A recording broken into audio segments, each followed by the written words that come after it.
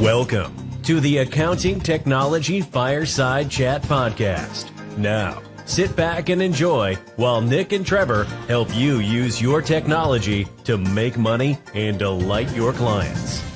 Well, good morning, Trevor, and welcome to the Accounting Technology Fireside Chat again. How are you? I'm awesome, Nick. I've got past all my issues and concerns about lockdown and slow rollout and all of those sort of things, and I've realised it doesn't really affect me. So a little bit, the pub and the golf, I think they're the two things that affect me, and I wouldn't mind to see my kids, but we're trying to work out bubbles of confusion that are going on down here at the moment. But no, really, really good today. Oh, cool. Excellent. How's work going? Busy? Very busy, very busy. Yeah, lots going on. Lots of people are taking advantage of a little bit of a slow time to update their systems, which is really exciting and interesting. So that's kind of cool. So, are you going into the office? Are you doing? How are you guys talking together? No. All working from home. We're not allowed in our offices in Melbourne, so we have to all work from home. We all communicate using Teams. I did a lot of training with Teams with the Ashfords, the team at Ashfords when all this hit, and they spend a lot of time chatting and sharing files and doing those things. As they said that was probably one of the biggest steps that they had to make.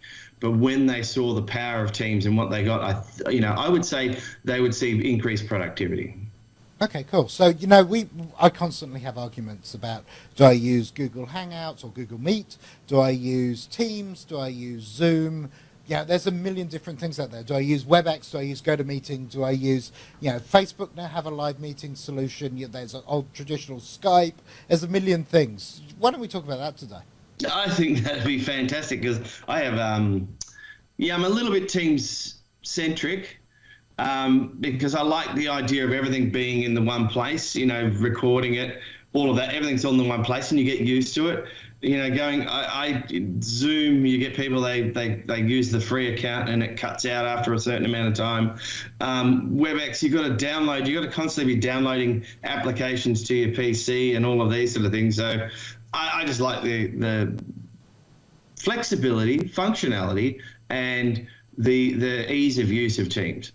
Okay, so a lot of people say to me, Teams is cool inside your organization, but outside your organization, it's a poor experience. What's been your experience with using it with clients? Early on, so we've been using Teams, and before that, we were using Skype for Business and all of those sort of things. Early on, accountants were struggling with it. There was a lot of functionality. I think IT guys were blocking ports and doing these sort of things. They found it difficult to use, but for now, the accountants that I'm working with, everybody since probably the last 4 years haven't had any issues with it. Clients don't have any issues with it. They get a bit confused on a few things, but even the web version, the web version of Teams gives them the functionality that they need to have. And one of the biggest features that I think a lot of people don't realize is available in Teams is having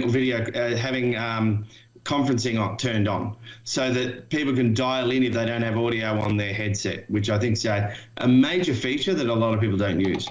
Yes, there's a couple of features with that I quite like. So we'll talk about that, and then we'll go back to which ones are the right ones to use and all that kind of stuff. But one of the major features when you turn on the conferencing add-on is you can sit in a Teams meeting and get it to actually call someone on their telephone and bring them into the meeting, right? Yeah, you don't have to. There's no mucking around. You can just ring them straight away, and they go, oh no, that was, and it's instant. Everything just works. It's that old analogy. It works, and if they get stuck, that's where it's perfect too. So some small businesses aren't used to these video conferencing functionality, so you can go, right, we're going to have a meeting. It linked into your calendar instantly is fantastic. They can click on the link. I think the link, sometimes you've got to point, hey, click on join to meeting and all of those sort of things, which, but once they get in there and then if they get stuck on audio, you can dial their mobile and talk to them on the phone. And then you can go, right, now click here, share your screen, let's get going with it. And it just makes it a lot easier to work. Yeah, it's certainly been the year of online meetings and using different types of technology to talk to people. And for example, us right now, you're in Melbourne, I'm in Sydney. People are watching us on a live stream on Facebook. By lunchtime, this will be on YouTube, LinkedIn, and our audio podcasts on 8 different platforms. It's kind of cool. Right, COVID, not time to do that. No, that's really. I've got a mask if you'd like one. One thing that really annoys me is everybody calls them Zoom meetings. So Zoom have captured the market. They've done a great job with that. They've gone, let's have a Zoom meeting, and I go, and I get frustrated with it because it's just constant add-ons for Zoom. We had it the other day. We're having a big team meeting. I think I called you about having breakout sessions, and you said, "Oh, there's a new feature coming," and everybody said, "Oh, but we've got that in Zoom, so we're going to use Zoom for that." And I went, oh, okay. And then when I went, all you've got to do is set up 3 parallel meetings and everybody can just jump in and out however they want. And you can jump in and out of them and all those sorts of things. You're dead right. There's a couple of reasons. We were working with a school when COVID hit, in fact, just before New South Wales went into lockdown. And we did an analysis, and it was really funny, the feedback we got. We decided at the time that from a security perspective, we were going to stick with Microsoft Teams. And I think if I go back now, I know Zoom have done an awful lot to make their environment more secure. But the way I see it is, given the additional functionality we have, especially in a school setting, each lesson has its own team and all of their resources are there, and you can do assessments in it, and there's all sorts of stuff you can do. Same with business teams, you can do all sorts of additional stuff. It's not just about the video conference or the meeting. No. It's about making this multiple modalities. So I still tend to fall on the side of Teams. So the first key one for me was security, right? If I want to do a corporate meeting, I want to use something that's designed to do corporate meetings. Same way, if I want to do corporate email, I want to use something that's designed to do corporate email. And I read the other day that Microsoft have got 3,650 IT security professionals working round the clock, making sure all this stuff is secure. So that's where I put my documents. That's where I put my data. I can get to them all from one place. And we did something really neat this week. Is I'm working with a new financial services group. So they're kind of like mortgage brokers and lenders and all sorts of stuff. And you'll probably see me share some of their stuff. We were working with Dynamics CRM. And instead of them having to learn the interface and where things are, we just added the relevant bits to Microsoft Teams. So they could log into Microsoft Teams and see the leads and the things they're working through.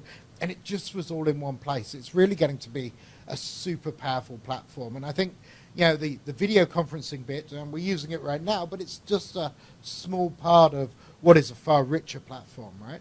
Yeah, having, again, it's all that in one place, and and those things are creating a team and having all your documents in the one place. And we've got a team for team meetings, for example, for our end of month team meetings where we get together on, and it keeps a recording of that instantly. You don't have to worry about going and publish the recording and all those things. It just does it for you, and it works really well. All your comments and interactions are kept within the team, so people are talking within the team. It does that. One of the cool features, I work with the Deafness Foundation, and they use the speech recognition. What's the right term for that? The captioning. Yeah, captioning, and that they use that. So there's things that we want to do further with them to get more of that going on in the marketplace, and it's actually pretty functional with those things. But why did Zoom grab such a market? Yep. Why do people are reluctant? Like, I get a lot of people are reluctant. They just don't know how to educate their clients and that to use Teams. Why are they reluctant to move across? What are the features of Zoom? There has to be something that's better that makes people want to use it. Yeah, it's funky, isn't it? So I think Zoom themselves focused on making it a really, really easy experience. So which led to a bunch of their security problems. So basically, you could get a link in email, you could click on it, you could join the meeting. It was just that simple, and it was free. And then what happened was, a bunch of freelance journalists were using it to do meetings. And so starting on TV and radio, you started hearing the term Zoom meeting. And just like if you go to the UK, you don't talk about vacuuming your floor, you talk about hoovering your floor. Hoovering your floor, yeah. And if you want to search something on the internet, you don't search for it, you Google it. You certainly don't Bing it. And you don't DuckDuckGo it. And there's all these terms which creep into the language, which are kind of funky and funny, but I have started hearing more and more let's do that on Teams, or that's in Teams, or let's go to Teams to do that. Yeah. So the things creep into the vernacular, but if you talk about the common or garden, Joe on the street, so to speak, God knows what I mean by that term. But if you take the ordinary person, they listen to what they hear on the media, and the media has been spruiking Zoom meetings. Yeah. And so from there's the old WebEx. Yep. Which was a beast back then. GoToMeeting was one. Yep. Still used by some of the corporates, but expensive now, and records in a funky format. What? It records in a funny video format. Oh, okay. So it's hard to change it. It's hard to modify. It's a bit legacy. It's a bit funky. Yeah. But none of them really. All of those tools we're talking about are focused on the video and voice experience. They're not really focused on the other things that go on in a meeting or online discussion. They're not focused on taking notes. They're not focused on taking actions. They're not focused on chatting about it later. They're not focused on. You mentioned it. You glossed over one of the key features of Teams is if I can invite you to a meeting individually, or I can invite a whole team to a meeting, and if people can't attend the meeting, I can record it and they can instantly see the video as soon as it's done. The other thing you talked about that you kind of glossed over was the captioning functionality. So right now, you can have your captions in whatever language you want. So what's going on in the background is Teams is listening to the voice, listening to the audio, converting audio to text in whatever language you're speaking, and then doing a live translation of it to whatever language your end users want to see. And I've certainly started expanding what I'm doing. I had a conversation with some guys in Vietnam the other day, and I was speaking English and they were reading Vietnamese in real time. Yes. So those I haven't tried that one yet, but might do that with my cousins over in Holland. Yeah, absolutely. Translating back and forth. Yeah, and for, what was really interesting is I watched a talk by Rachel Bondi, who works for Microsoft in Australia, came from the US, and she was talking about how diversity of employees changes products. And when they came up with live translate and captioning, it wasn't ever designed initially to translate into the same language. It was always designed so I could talk to you. You're in Holland, for example. I could speak English and you could read Dutch and vice versa. And one of the deaf people in the team went, wouldn't it be wonderful if I actually saw these in English? And the rest of the devs went, well, that's what we do natively. We just don't show it. And so it took them seconds to turn on that feature, or maybe a little more. And suddenly that's where they talk about diversity in the workforce being so powerful, because if they hadn't had somebody who's hard of hearing, they'd never have got that input, and the product would never have had that feature.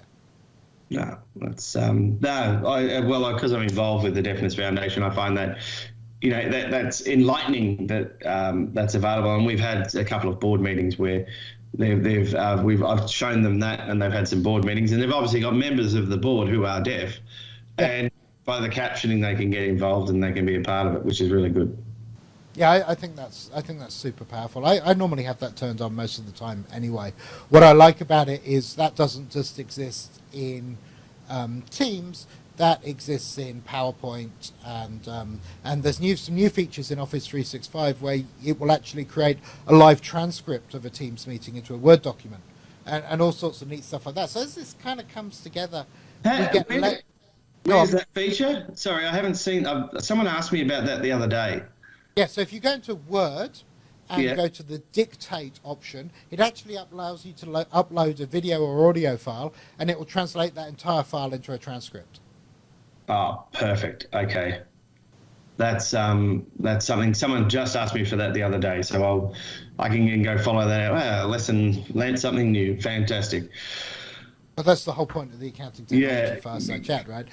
So certainly if you're writing a long document, you can sit there with a dictaphone or something. You can record what's going on. You can record a meeting. You can get back, upload it, and it will turn it into a transcript in Words. And you've then got that as a written record of a meeting, which in some cases could be incredibly useful, I think. With your clients, and as your clients start to go to teams and all that as well, inviting your clients into a team. Yep. What are your thoughts on that? You know, because I do it a lot and we run meetings together and it works well. We can communicate. And they're also on teams, and on the top right-hand corner, they can just jump in and out into our team, into the Ashford team, and they can see the documents and so forth. But running the meetings is easy. They just use their same desktop version. So I've got 3 Teams accounts, but I've learned that just use one on desktop and open your meetings and let that control it, right? Because you do get locked out sometimes. Found that was a little bit frustrating, but I've worked that out and making sure you just have one open all the time. One of the Teams events locally. One of the things you can do with that, so I'll try and answer all your questions in the wrong order. One of the things you can do with that is you can create what are called browser profiles. So if you use Edge, the new Edge or Chrome, you can create identities in the browser. So you can have one copy of Teams on the desktop, another copy of Teams in a browser profile, say for your Ashford stuff, another one for something else you're involved in, like your Deafness Foundation, and they all interact separately. So that's a really cool thing you can do with that. I'm all for inviting your clients into teams. You've got to make sure you're sharing just their data.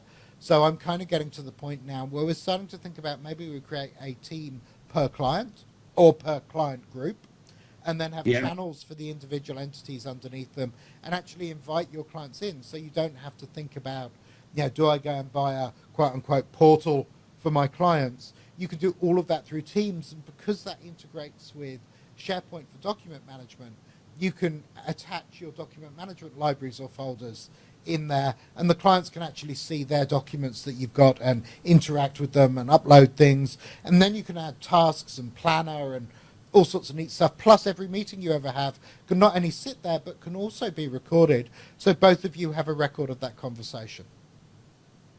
Yeah, and I do that with all of my clients within Ashford BizTech. Everybody's invited in. Where all the documents we've got, all the proposals I've done, they know exactly where they are. They don't have to go, oh, can you send me a copy of that? Can you send me a copy of that? They know, oh, I can go and look up anything.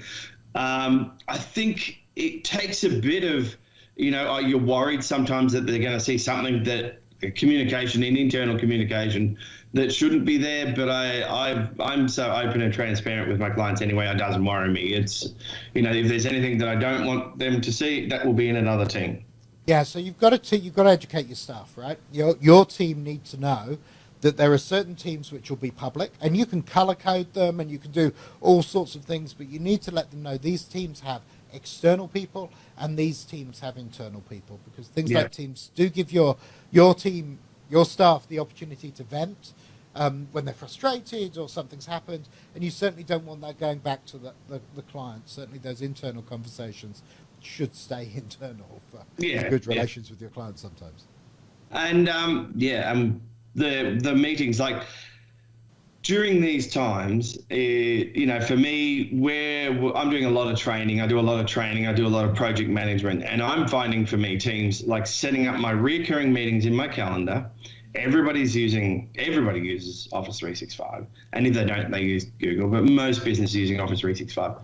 Creating the meeting, creating the reoccurring meeting, linking that together, and everybody being able to go, oh, I've got a meeting this morning, like I've got one in a few minutes, and our meeting today. It's just, you don't have to run around and chase everybody and say, all right, are you joining the meeting? Do you have the thing? Everybody just goes, click, good morning, we're all here. I'm there. Fantastic.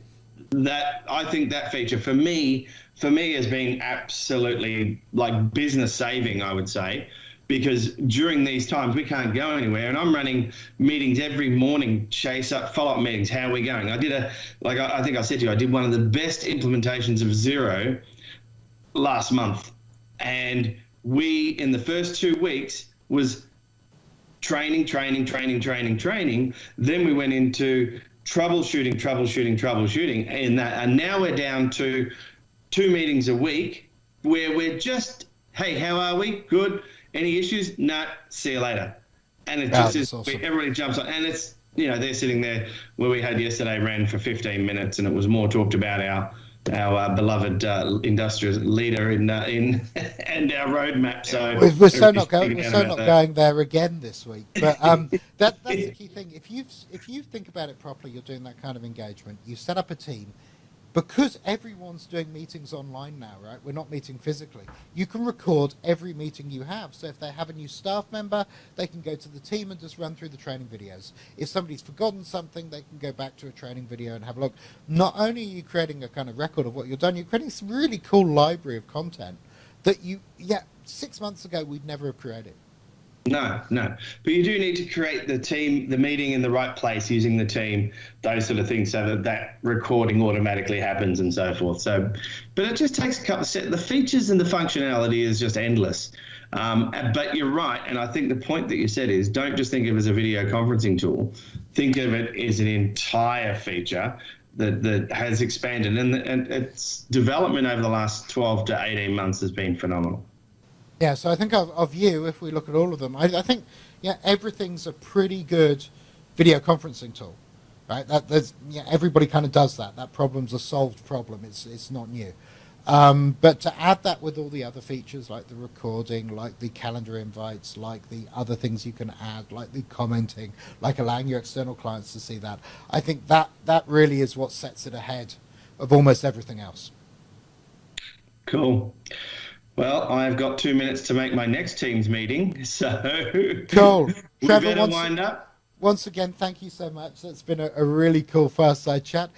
Guys, if you like this, leave a comment. I'll put a link to the podcast up on Facebook when we're done. And do join the podcast, subscribe, give us comments and things you want us to talk about, and we certainly will. All that's left for me to say is, Trevor, thank you so much. You go and have a fantastic day.